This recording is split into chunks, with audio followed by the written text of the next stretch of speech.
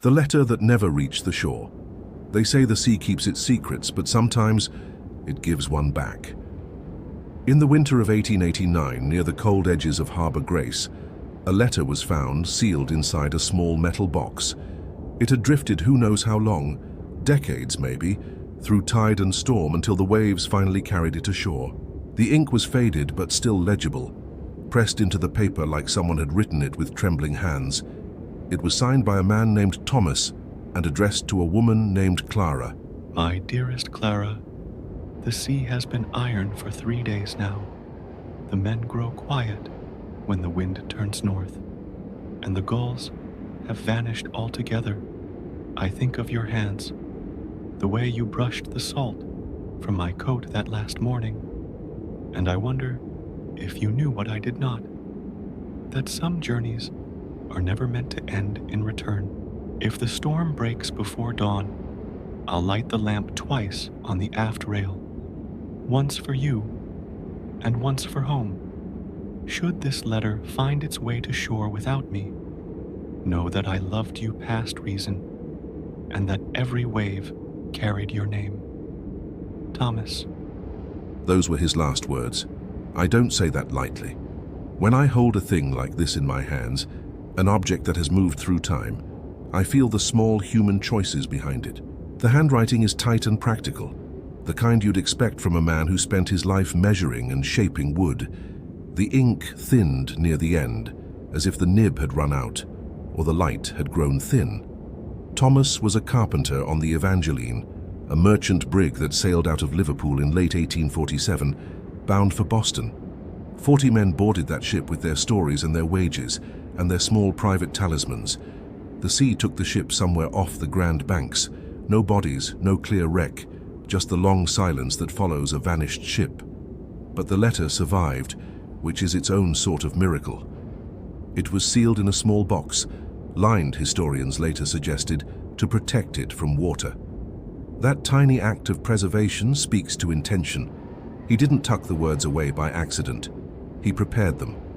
Whether he meant them to be found, or merely to keep them safe until he could deliver them, we cannot know. What we can know is this: the act of writing mattered. A detail like the ship's name anchors our story in a real world, and that matters because the truth gives permission for imagination. The Evangeline was a working vessel, not heroic, not small, not luxurious. It crossed the Atlantic with barrels and bolts of cloth and the stubbornness of commerce. The winter of 1847 was severe. Reports in other logs and in port registries mention ice farther south than usual and winds that turned without warning. A captain's note could mention a sudden calm or an unexpected drift of ash, but the record we have is partial. We work from fragments, and from fragments we build the rest with care. When Thomas wrote about Clara's hands, he wrote about the human thing that could survive the worst weather. Touch. Hands are how we remember one another. Through the memory of warmth, a stitch, the tug of a sleeve. He names a gesture, not a face. That choice tells you everything about his heart. He saved the small practical kindness as a talisman against the storm. And let me be honest with you, there's a part of me that records stories like this because they are excuses to feel. I feel for the man who sealed the paper. I feel for the woman waiting on a pier. I feel the ridiculous longing in the sentence. I loved you past reason. That kind of line lands in you like a stone in a still pond. We find traces of Clara in parish records, a woman with that name, a dressmaker near the docks, someone whose life would have been shaped by tides and barrows and the clock of the markets. Records are thin, and they are merciless. They note births and deaths and sometimes a spouse's absence as a single line in a ledger. Missing, presumed lost. You can fill in the rest with tenderness, but not with fact. Even so, the ledger helps. It means Thomas and Clara weren't invented from a mood. They were people who once moved past each other in a town that smelled of coal and rope. You will notice I avoid certain details because they read the kind of thing a storyteller might invent to sound cinematic, like how exactly the box was opened or what the finder was wearing. Those particulars matter only if they can be proved. Instead, I lean on what can be known. The paper, the ink, the name of a ship, the year. From those facts, the rest becomes responsibly imagined. Letters like this are both personal artifacts and public objects. Once discovered and catalogued, they stop belonging to the writer alone. They become testimonies. Visitors come to museums and stand in front of glass cases, and for a minute, the distance between us and the dead dissolves. You read his line, "Every wave carried your name," and you realize what's happening. Time contracts, and a man you never met is talking into the same dark you are. There's a maritime tradition of leaving messages when things look bleak. We call them farewell letters or sometimes last confessions. They turn up in bottles or in sealed boxes, sewn into clothing or tucked beneath floor planks. The sea has always been a postbox with terrible delivery times. For every letter that surfaces, dozens may remain on the ocean floor. The ones that return are museum pieces and ghost stories all at once. And what of the Evangeline? There are log entries from other captains that winter, mentions of ash in the air, strange tides, and storms that moved with unusual speed. We don't have the Evangeline's log because it went down with the ship, but we have context. That context allows us to be gentle with speculation while staying truthful. The ocean that took her was not capricious in a cinematic way.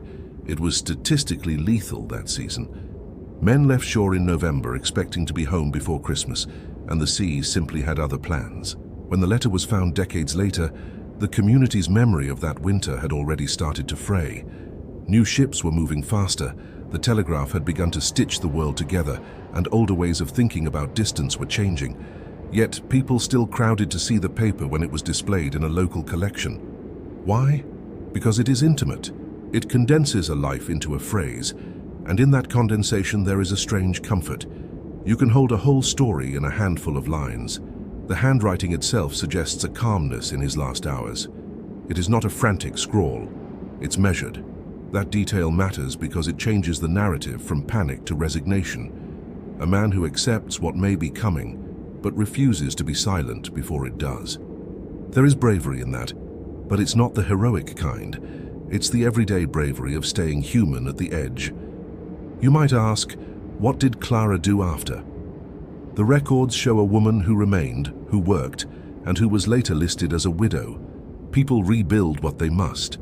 The ledger entry reads like a quiet surrender. She carried on. But carrying on is not forgetting. It's keeping a space open for memory. If anything, that makes the letter's later discovery more acute.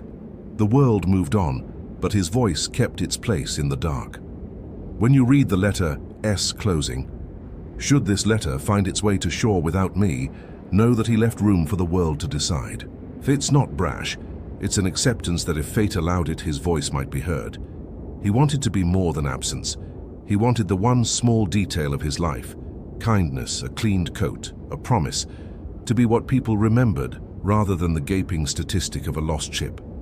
There's a cruelty in the sea, yes, but there's also a strange mercy.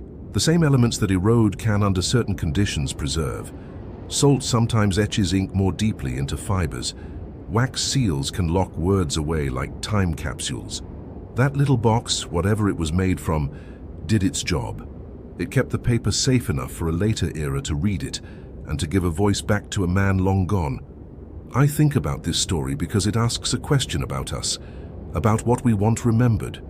We hoard messages, we save drafts on our phones, we keep postcards in drawers. Some of us don't send the things we'd like to. Thomas's act was not to save a draft. It was to send a fragment of himself into uncertainty. If it returned, great. If it never did, he had still claimed the moment of saying.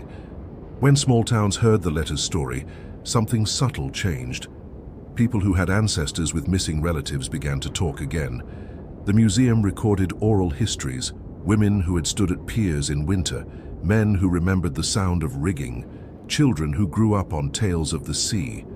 The letter acted like a peg in the past. Families hung new memories on it. That's how archives breathe. One object opens lives. And if you're wondering whether such objects are rare, the answer is both yes and no. The sea keeps its own count. We only recover a tiny fraction of what is lost, but human beings have been writing farewell messages for as long as there has been distance to cross. They appear in wars, on voyages of discovery, in trains and planes and kitchens. Letters are practical instruments and desperate hopes all at once. Before I let you go, I want to make sure this sits with you the right way. When you hear that sentence, every wave carried your name, don't let it pass like a neat line. Pause. Think about the weight of sending something out into the dark. Think about the courage of naming someone in the middle of fear. Let it be both beautiful and terrible. Let it make you want to hold someone a little closer. The Evangeline rests somewhere under the cold Atlantic. Its timbers have become part of the seabed. What remains above are names in registries, a few planks recovered, and this letter which moved from being private to public to a kind of secular relic. It's not meant to teach us how to live.